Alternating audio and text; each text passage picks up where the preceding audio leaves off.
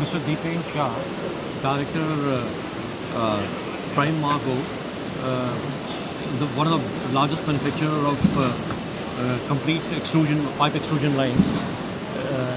The company is participating at the PlastFocus show, and they are displaying a wide variety of machines.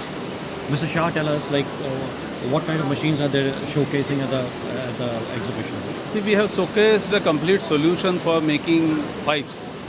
We are 3 group companies and providing the complete solution for making pipes, right from resin, conveying, then automation, then mixing and compounding, and then extrusion for producing the pipes. And the produced pipe also we have solutions to really regrind. We have the grinders and granulators and the pulverizers to convert the waste back into the polymer, which can be used into the machine. The industrial waste or the in-house waste can be easily used. And there are also people who are also buying the waste and making the resin out of our grinders and pulverizers. So we have a very wide variety of extrusion equipment, and we provide a complete solution.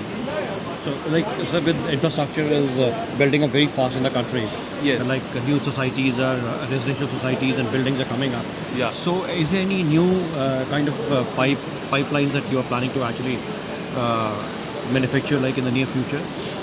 See, the infrastructure projects, makes the demand for the plumbing pipes, SWR pipes, and basically more for plumbing and electrical conduits. Okay. So we see last couple of months, we see a good demand of conduit pipes. A lot of inquiries, people getting into electrical conduits, which are basically used into housing in the buildings. So that's a big requirement. Plumbing is also a good requirement.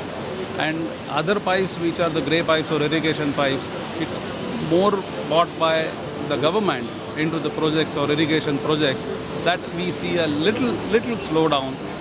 But the other areas where it goes directly into the construction, we have the good demand. And this is also, if I say irrigation also, it is state specific. Some states have still good demand and they are buying a lot, and then that pipes go right from 63 millimeter up to 400 millimeter diameter. So that calls for larger machines. So we have machines to cater to every requirement of a pipe. What we are doing now is that there is another shift we see is that a lot of applications are shifting from PVC to HDPE. Okay. So we are developing, larger machines of HDPE, maybe 1,000 kilos an hour, and for 630 millimeter pipes, which goes into very large projects.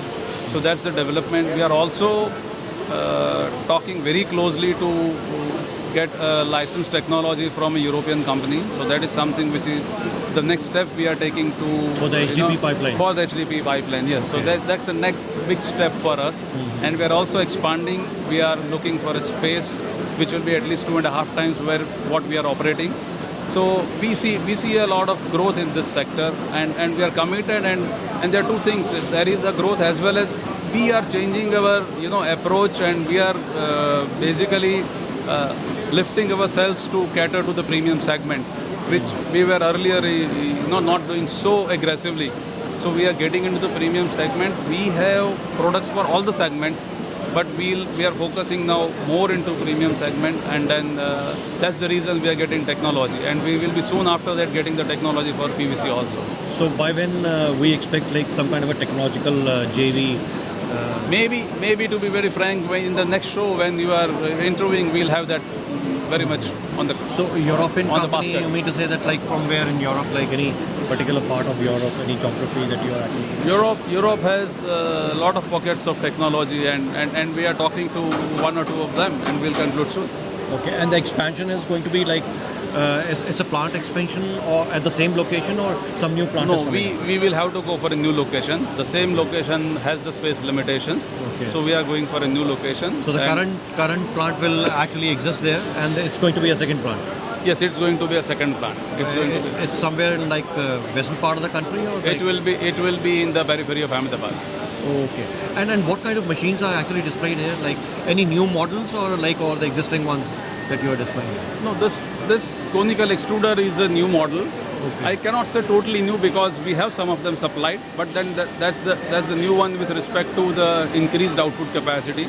The 65 millimeter extruder gives you a 300 kilos per hour output, and with the PLC and the HMI, you see we have a better connectivity, and then it can connect to the customers' computers and phones, and today's 4.0 connectivity is there. So these are the new things. And this particular machine? This particular machine is a mixer. So this is a horizontal mixer. Normally, what people do is currently most of the industries or processors have the vertical cooler mixer. So we have got an horizontal cooler mixer, which is more efficient. You can get at least 30% more productivity with this. So this is a new. We have supplied one, but then the larger capacity is there, and we even have more capacity than this. So we have up to 2,700 liters cooler mixer already into the basket. So this is the heater cooler mixer, and another is this is for making the minor components for PVC industry. PVC, you have a lot of ingredients, right from resin and then calcium, and then you also have titanium. Then you have a lot of ingredients to make a one pack, which is stabilizer and a lot of other plasticizer. So this is for making the minor components apart from the resin and the calcium, which are the major ones. So this does the automatic weighing and conveying for the minor and making the one pack.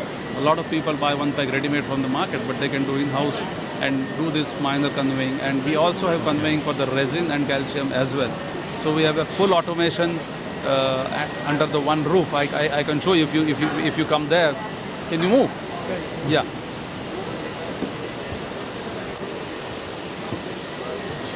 If you see, this has a complete solution under one roof. Yes. So right from you get the bags of resin, or you get a 1-ton bag of resin. We handle it, we manage it, we convey that resin to the appropriate equipment, then mix it. It weighs and mix. So there is no manpower involved. This is fully automatic. Fully automatic. So now the focus of the machinery is very much focused on complete automation, and it saves a lot for the customer in terms of the running costs. It saves a lot in terms of the loss which they do it in dusting. When you handle manually a resin, there is a lot of wastage. So when it is fully enclosed and it's conveyed automatically, then you save substantially apart from the manpower. So from this, you make the minor ingredients, convey it. Along with this is the calcium, and then this is the base resin. So everything is conveyed into the mixer, and then mixer, there is a mixing which takes place at high RPM. Then there is a cooling which takes place, and then from there it is being conveyed to the silos. So the compound is ready to be used in the silos, and that from that silos it goes to the extrusion line. So this is the extruder which gets the material like this. Normally people would have just cut a bag and he would come here and put one bag here, and that is not feasible in high output machines which are... so these are 4.0 highly automated. Yes, 4.0 highly automated. You get reports on your mobiles, you get reports wherever you want. Cloud-based, huh? Yes, it's all cloud-based. So that kind of automation, as well as we are doing a lot into the extrusion itself. Higher capacity extruders, higher diameter pipe extruders, because with the kind of projects coming up with government projects, you may need pipes up to 1,000 millimeters, 1,200 millimeters. So for that, the equipment have to be very special, and not many people do it. So we are also planning for 1,000 kilos per hour extruder for HDP as soon as we get into this technology tire. Thank you, Mr. Shah. Thank you for talking to Modern Plastic TV. Thank you. Okay. And one last feedback. I do not know whether it is relevant or not. Yeah, it's okay. This time we don't really see the footfall what it should be for this kind of a show. PlastFocus kind of a show. The footfall is today is the third day, and it is a bit discouraging.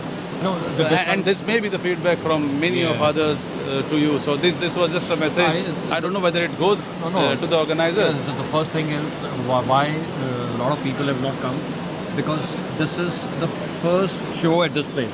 Yeah, this is the first show at this place. This is the first show. And in Delhi, most of the people think that the shows can only happen in Pragati Maidan. So they don't have a knowledge that this kind of a showground is now here. So probably maybe next time. We hope it should improve. We hope it should improve finally. But people came with a lot of hopes, which hasn't happened. Which hasn't happened. That's the feedback. Nothing else. Thank you.